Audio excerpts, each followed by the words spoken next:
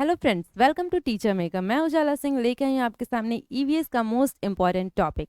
जैसा कि आपको पता है कि हम थीम्स के बारे में डिस्कस कर रहे हैं। जैसे कि ईवीएस में 6 थीम्स होते हैं, जिसमें से हमने कुछ थीम्स डिस्कस कर लिए हैं और हम कुछ बाकी है। तो आज का हमारा जो टॉपिक है वो है ट्रैवल। इसके पहले हमने क्या क्या डिस्कस किया है? हमने फैमिली एंड फ्रेंड डिस्कस किया है। फैमिली एंड फ्रेंड थीम में कुछ सब थीम्स होते हैं, उसको हमने डिस्कस किया है।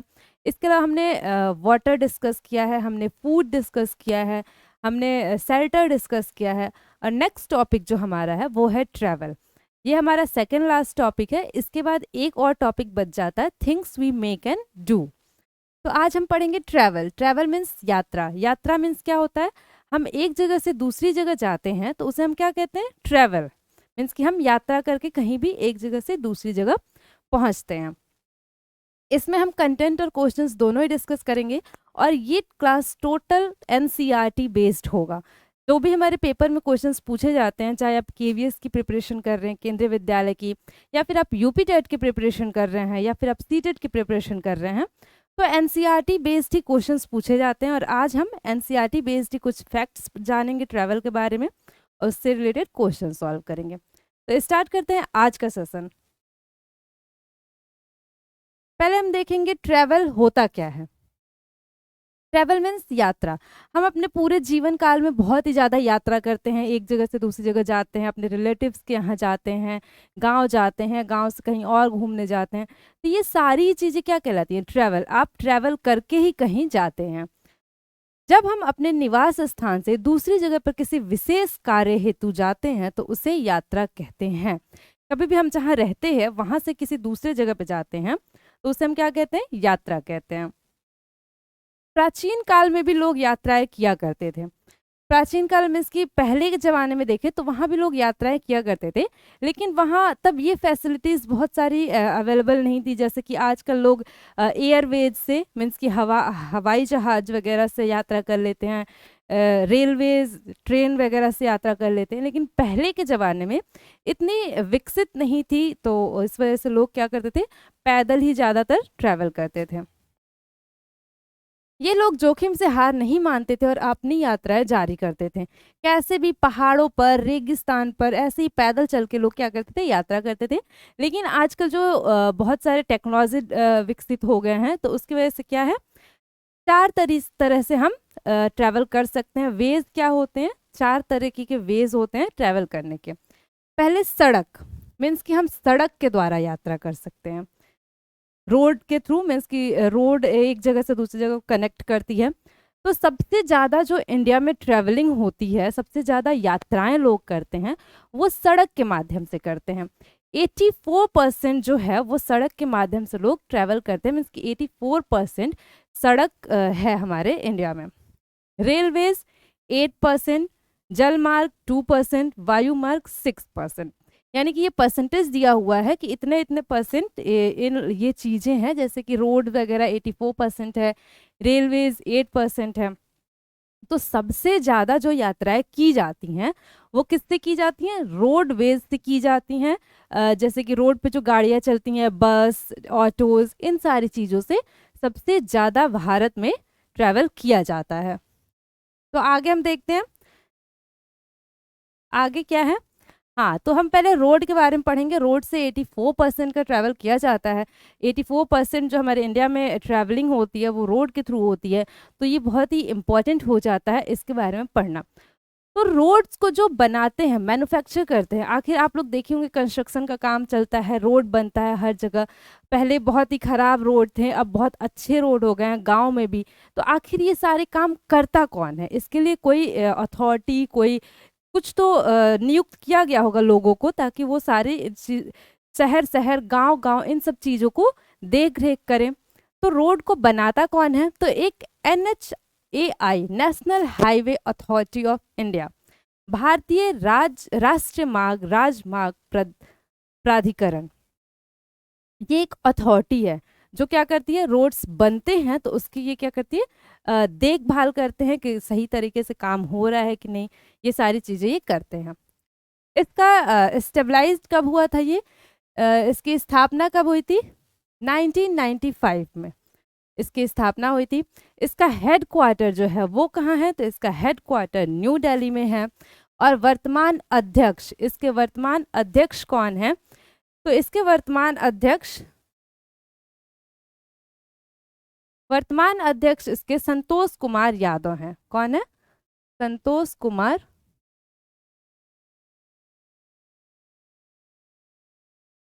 यादव।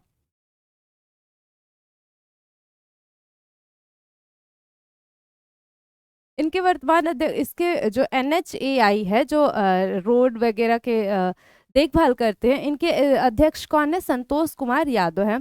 और इनको कब, ये आपके करंट अफेयर से बहुत ही ज़्यादा इम्पोर्टेंट हो जाता है, करंट अफेयर के से, क्योंकि इनको कब अपॉइंट किया गया है, 22 दिसंबर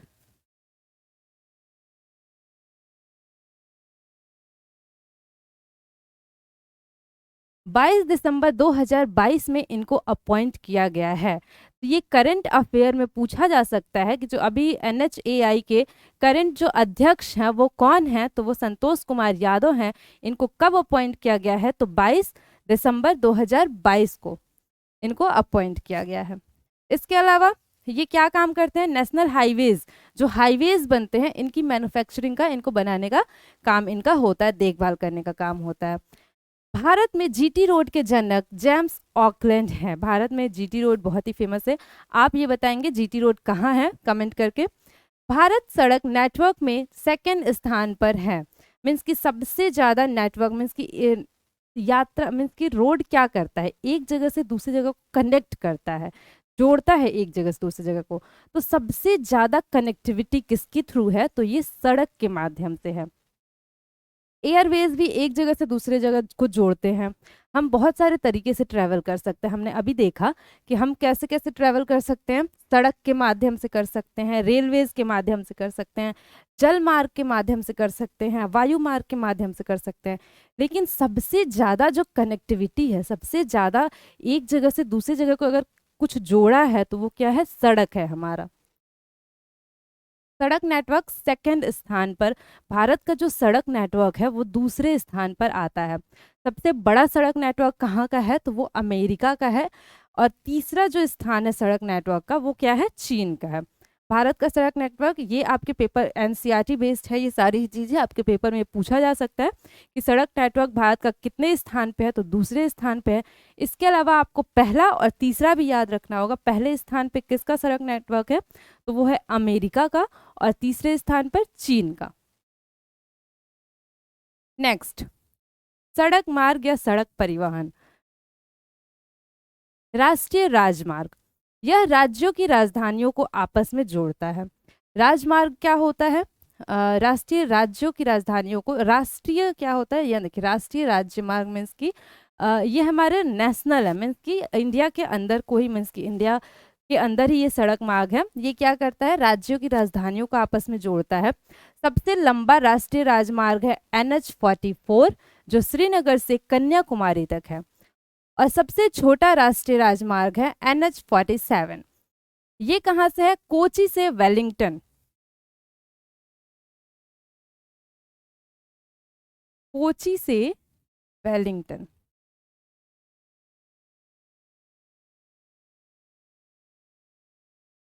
NH47 ये सबसे छोटा राजमार्ग है और सबसे बड़ा है NH44। इसके अलावा NH1 NH2, आप बताएंगे कितने नेशनल हाईवेज हमारे इंडिया में हैं, कितने नेशनल हाईवे, नंबर काउंटिंग्स क्या है इसके, कितने सारे हैं, ये आप कमेंट करके मुझे बताएंगे। NH1 जो है वो दिल्ली से अमृतसर को जोड़ता है, और NH2 जो है वो दिल्ली से कोलकाता को जोड़ता है। तो ये है कुछ नेशनल हाईवेज। इसके अलावा स्वर्णिम चतुर्भुज, चतुर्भुज आप लोग मैथ्स का क्लास किए होंगे तो आपको पता होगा चतुर्भुज क्या होता है, जिसमें चार चार भुजाएं होती है, इसे हम कहते हैं चतुर्भुज। लेकिन हम यहाँ मैथ्स पढ़ नहीं रहे हैं, हम यहाँ EVS पढ़ रहे हैं। तो EVS में स्वर्णिम चतुर्भुज का क्या मतलब होता है, यह भारत के चार मुख्य शहर दिल्ली, कोलकाता, चेन्नई और मुंबई को जोड़ता है। ये एक ऐसा रोड है जो क्या भारत के मुख्य चार शहरों को जोड़ता है। और ये किस शेप में बनता है, तो ये क्वाड्रिलेटरल शेप में बनता है। अगर आप मैप पे इन सारे ही जगह को पॉइंट आउट करें और उन पॉइंट्स को मिलाएं तो किस शेप में बनता है, क्वाड्रिलेटरल शेप में, चतुर्भुज के शेप में बनता है। तो ये पूछा जा सकता है आपके पेपर में कि जो स्वर्णिम चतुर्भुज है यह भारत के किन मुख्य शहरों को जोड़ता है, तो दिल्ली, कोलकाता, चेन्नई और मुंबई को जोड़ता है। इसमें आपको पेपर में ऑप्शंस चार, एक ऑप्शन गलत दे सकता है और पूछ सकता है किसको नहीं जोड़ता है, ऐसे भी पूछा जा सकता है। तो ये आपके पेपर के पॉइंट ऑफ व्यू से बहुत ही ज़्यादा इम्पॉर्टेंट है। नेक्स्ट हो गया गलियारा। गलियारा क्या है, उत्तर दक्षिण गलियारा। जैसे कि उत्तर दक्षिण यानी कि ऊपर से लेके नीचे तक, उत्तर उत्तर से लेके दक्षिण तक, कहाँ से, श्रीनगर से कन्याकुमारी तक। और पूर्व पश्चिम गलियारा जो है वो किसको, सिलचर, असम से, असम इधर हमारा आता है, यहाँ से लेके और गुजरात तक। तो ये क्या हो गया, गलियारा इसे हम कहते हैं।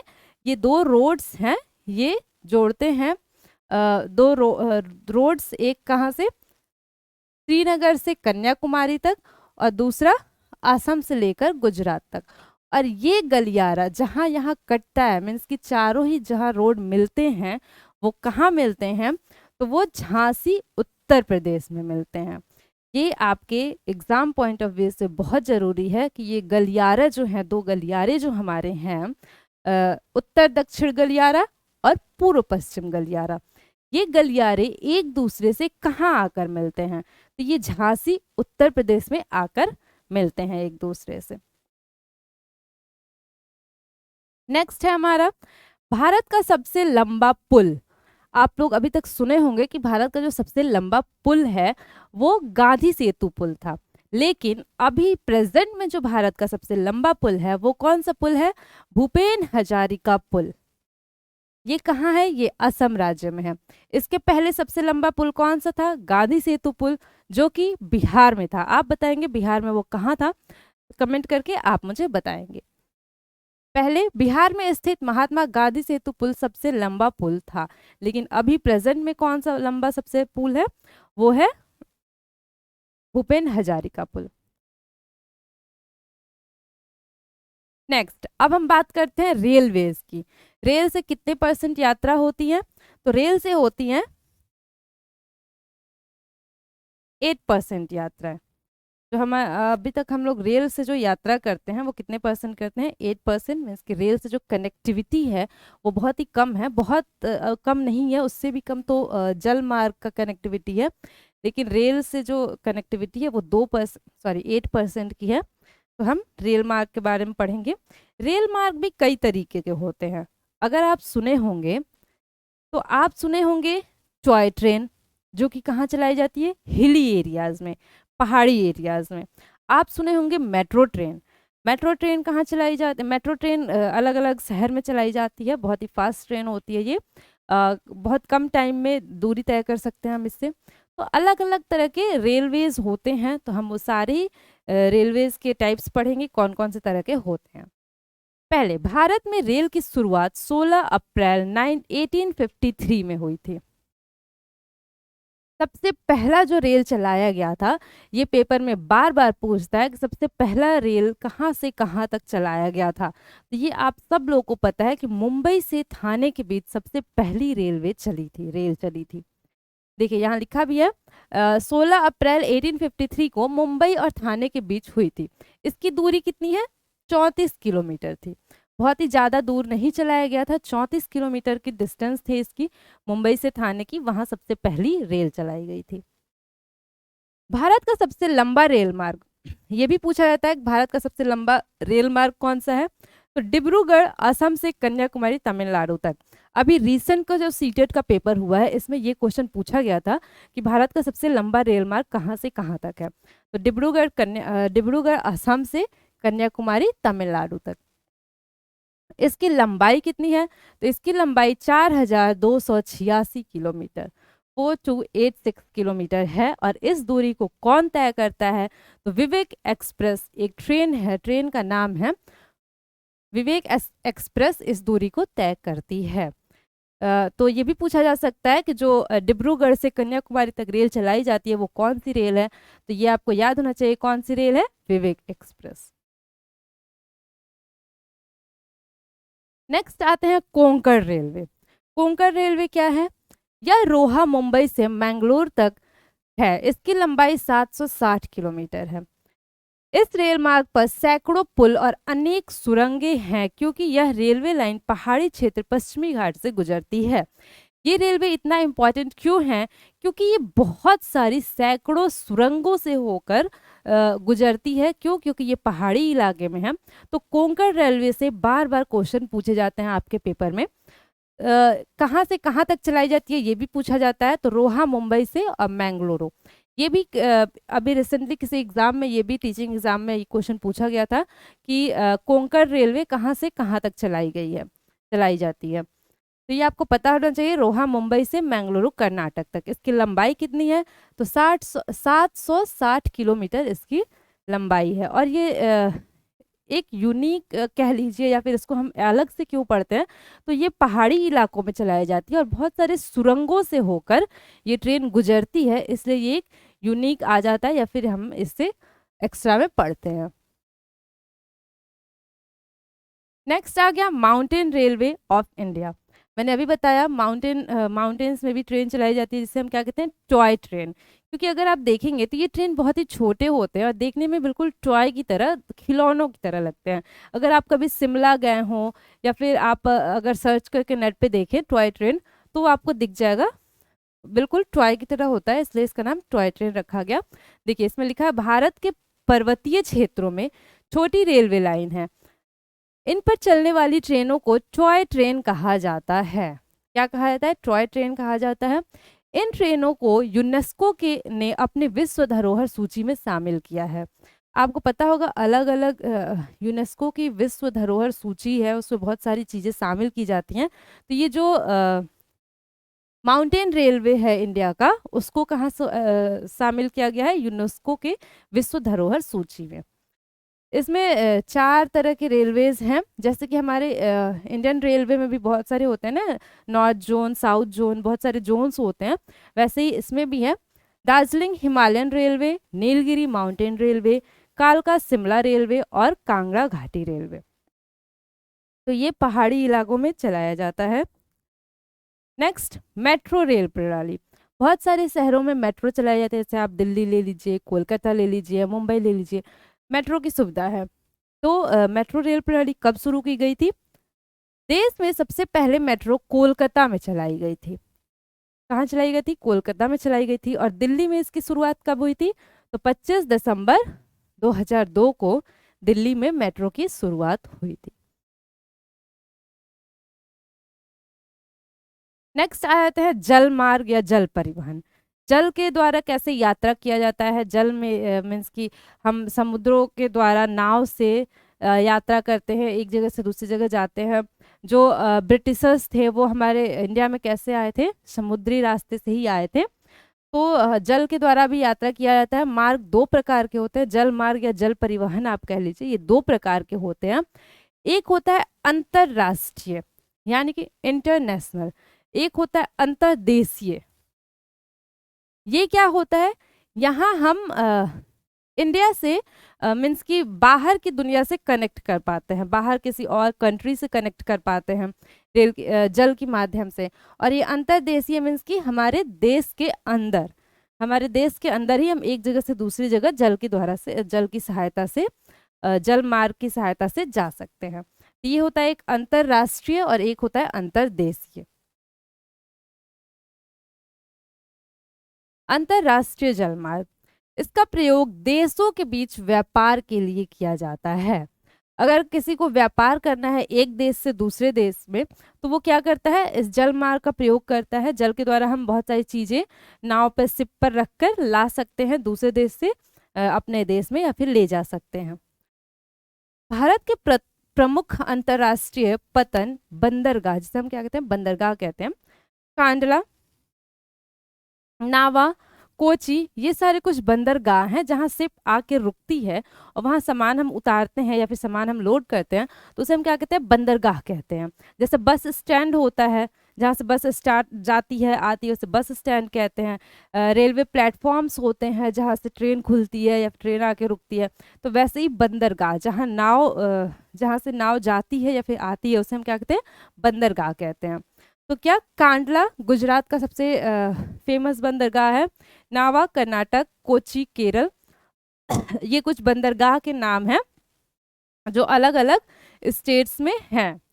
पारादीप उड़ीसा में, हल्दिया कोलकाता, विशाखापट्टनम ये बहुत ही फेमस है आंध्र प्रदेश, तूतीकोरिन तमिलनाडु, ये कुछ अंतरराष्ट्रीय बंदरगाह हैं जहाँ से दूसरे देश में व्यापार के लिए सामान जाता है या सामान आता है।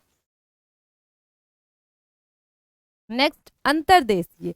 अंतर्देशीय मतलब मैंने क्या बताया कि हम अपने देश के अंदर ही व्यापार कर सकते हैं या फिर यात्रा कर सकते हैं, आ जा सकते हैं।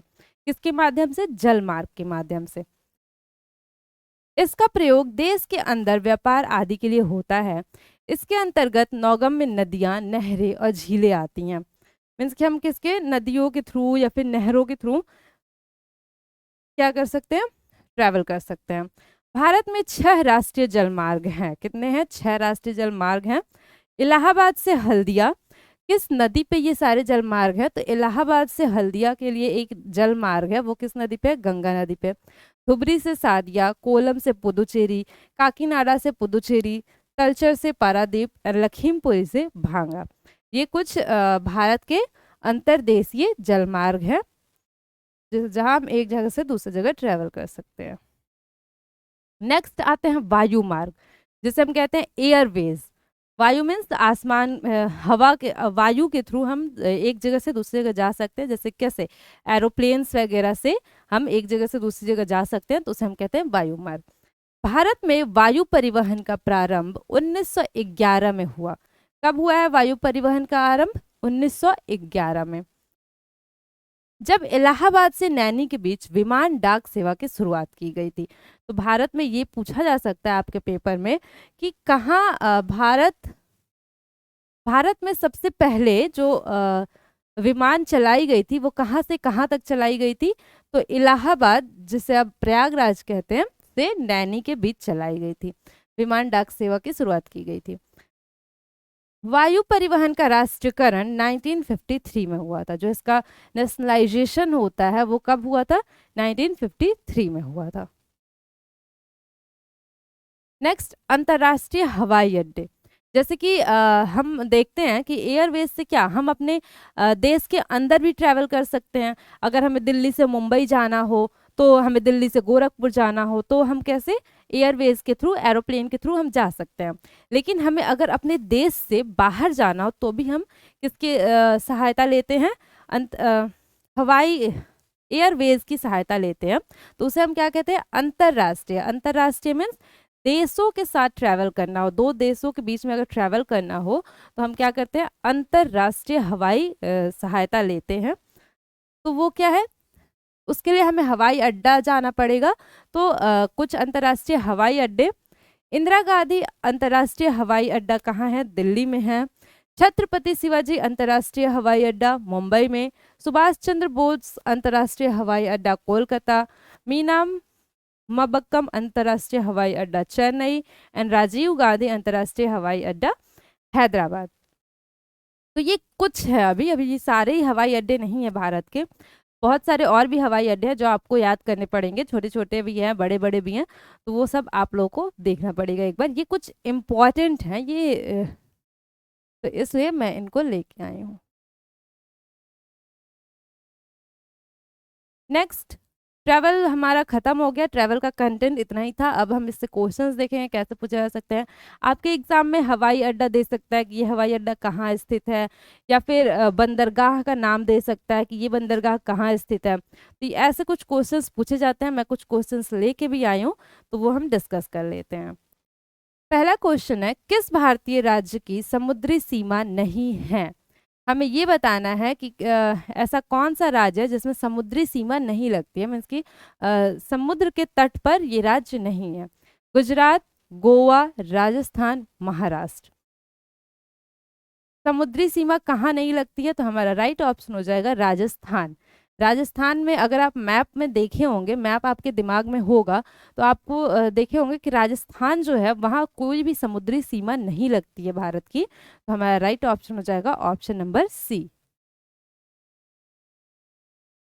कोंकण रेल सीधे जोड़ती है। मैंने अभी कोंकण रेल के बारे में बताया आपको। कोंकण रेल बहुत ही इंपॉर्टेंट है हमारे एग्जाम पॉइंट ऑफ व्यू से। इससे बहुत सारे क्वेश्चंस पूछे जाते हैं। तो कोंकण रेल कहाँ से कहाँ तक चलती है, किस किस जगह को आपस में जोड़ती है? मैंगलोर और मुंबई, कोची और गोवा, कोल्लम और कोझिकोड, अक्कापूजा और मैंगलोर। तो मैंने अभी बताया आप लोगों को, जो कोंकण रेल है वो किसको किसको जोड़ती है?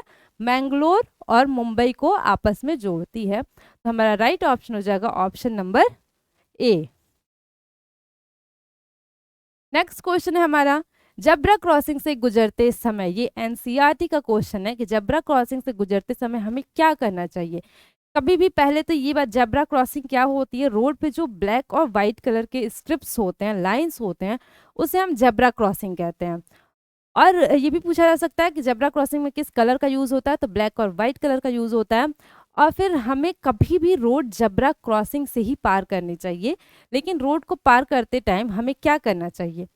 पहले दाएं और फिर बाएं देखें, पहले सीधा और दाएं देखें, पहले बाएं और फिर दाएं देखें, पहले सीधा और बाएं देखें। तो कभी भी हमें रोड क्रॉस करते टाइम पहले अपने दाएं देखना चाहिए, फिर अपने बाएं देखना चाहिए, उसके बाद हमें रोड क्रॉस करना चाहिए। तो हमारा राइट ऑप्शन हो जाएगा ऑप्शन नंबर ए, पहले दाएं फिर बाएं, उसके बाद हमें रोड क्रॉस करना चाहिए। नेक्स्ट क्वेश्चन है, निम्नलिखित कथनों पर विचार कीजिए। प्रथम अंतरिक्ष यात्री यूरी गागरिन था, जो रूस का निवासी था। ये एनसीईआरटी में आपका दिया हुआ है, तो इसलिए ये क्वेश्चन बहुत ही ज्यादा इंपॉर्टेंट हो जाता है। चंद्रमा की सतह पर पहले नील आर्मस्ट्रांग पहुंचा था, जो संयुक्त राज्य अमेरिका का निवासी था। हमें ये बताना है कि इसमें से कौन सा कथन सही है। तो ये हम इसमें से दोनों ही कथन सही है, तो हमारा राइट ऑप्शन हो जाएगा ऑप्शन नंबर सी। नेक्स्ट, कल्पना चावला एक भारतीय मूल की अमेरिकी अंतरिक्ष यात्री का निधन अंतरिक्ष यान में किस वर्ष में हुआ था? 2000, 1998, 2006 या 2003? तो हमारा राइट ऑप्शन हो जाएगा ऑप्शन नंबर 2003। 2003 में कल्पना चावला का क्या हुआ था? निधन हो गया था। तो हमारा राइट ऑप्शन हो जाएगा option number D. Next, Bharat की पहली रेल कहाँ से कहाँ तक चलाई गई थी? तो ये आप सबको पता है, और ये क्वेश्चन बार बार टीचिंग एग्जाम्स में पूछता है कि भारत की पहली रेल कहाँ से कहाँ तक चलाई गई थी। थाने से मुंबई तक, मुंबई से गांधीनगर तक, मुंबई से थाने तक, मुंबई से अहमदाबाद। तो भारत की जो पहली रेल थी ये मुंबई से थाने चलाई गई थी। हमारा राइट ऑप्शन हो जाएगा ऑप्शन नंबर सी। तो आज हमारे पास इतने ही क्वेश्चंस थे। तो आज हमारा ट्रैवल टॉपिक भी खत्म हो गया। इसके बाद बस एक टॉपिक और रह गया, things we may can do. And ऐसे ही हमारे साथ जुड़े रहिए। ये क्वेश्चंस ये बिल्कुल ही एनसीईआरटी बेस्ड क्वेश्चंस थे, एनसीईआरटी बेस्ड जो भी फैक्ट्स थे वो थे। ये आपके किसी भी टीचिंग एग्जाम के लिए बहुत ही ज़्यादा जरूरी है। ऐसे ही सेशन के लिए जुड़े रहें हमारे साथ। वीडियो अच्छी लगे तो वीडियो को लाइक कर दें। Thank you for watching.